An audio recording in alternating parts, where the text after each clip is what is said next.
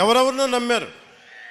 ఈసారి నన్ను నమ్మండి, మమ్మల్ని నమ్మండి అని నేను అడిగినా, చంద్రబాబు గారు అడిగినా, నరేంద్ర మోదీ గారు అడిగినా మీరు నమ్మారు. మీరిచ్చిన నమ్మకాన్ని మేము వమ్ము చెయ్యం. 10 సార్లు నేను వెళ్ళి సభలు పెట్టాం, చెప్పాను, బిడ్డ పోయింది తీసుకొచ్చి తల్లికి అప్పచెప్తాను. సమస్యలు రోడ్లు లేవు, రోడ్లు వేయిస్తాం. సెరికల్చర్ కావాలి, సెరికల్చర్ని తీసుకొస్తాం ఇక్కడికి. మనకి కూర్చోబెట్టి రీలింగ్ సెంటర్ కానీ, అలాగే మనకి ఇన్ని సంవత్సరాలు మనకి ఉప్పాడ తీర ప్రాంతాన్ని ఎవరు సమస్యను తీర్చలేకపోయారు. కానీ దీన్ని వర్మ గారు కృషి చేశారు. మిగతా ఎవరు కృషి చేసినా దీన్ని చాలా డిపార్ట్మెంట్స్ కదిలించాలి. మీరిచ్చిన 164 మన అసెంబ్లీ స్థానాలు, 21 పార్లమెంటు ఎంత బలం ఇచ్చింది ఆంధ్రప్రదేశ్ కంటే.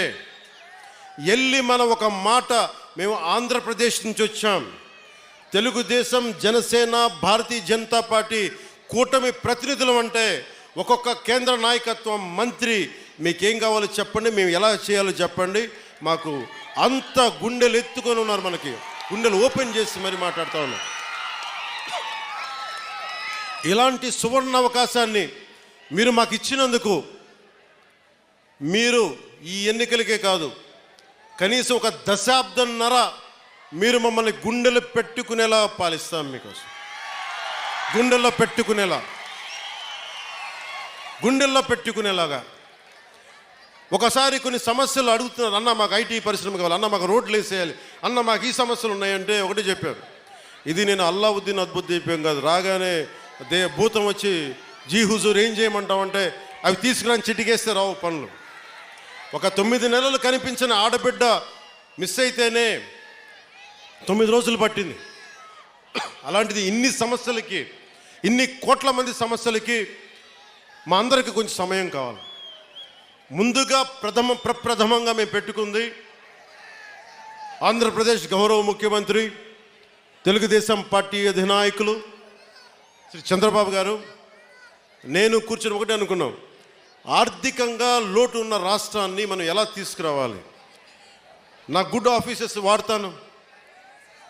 ఈ రోజున మనం ఎన్డీఏ ప్రభుత్వం ఉందంటే కూడా మనం ఎంతో బలం ఇస్తే ఈరోజు ఎన్డీఏ కూడా అది బలమైంది. ఇవన్నీ పెట్టుకొని ఆంధ్రప్రదేశ్కి నిధులు తీసుకొచ్చే బాధ్యత గౌరవ ముఖ్యమంత్రి చంద్రబాబు నాయుడు గారు, అలాగే మీ గుండెల్లో ఉండే నేను దీని బాధ్యత ముందుకు తీసుకెళ్తాను. మీరు గుండెల్లో పెట్టుకుంటే దశాబ్దం పాటు ఏ పదవి లేకుండా నడిపించేశారు. మీరు ఎంత శక్తివంతులు నాకు అర్థమైంది.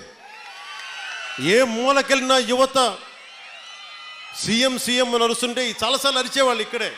ఇక్కడే కదా అరిచింది మొదట, ఇక్కడేనా?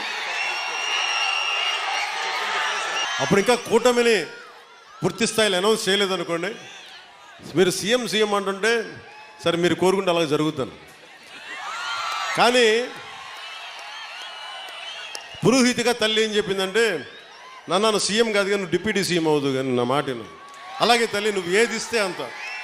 నువ్వు పదవి ఇవ్వకపోతే గడప మీద సేవకుల్లా పనిచేస్తా, పదవి ఇస్తే బాధ్యతతో పనిచేస్తా. అది నువ్వు ఎమ్మెల్యేగా నుంచోబెట్టు, కార్యకర్తగా నుంచోబెట్టు, లేదంటే నీకు ఏం చేయమంటావు తల్లిది. నేను తల్లికి పాదాల దగ్గర ఉండేవాడిని. తల్లి ఏ బాధ్యత చెప్తే ఆ బాధ్యత నెరవేరుస్తాను.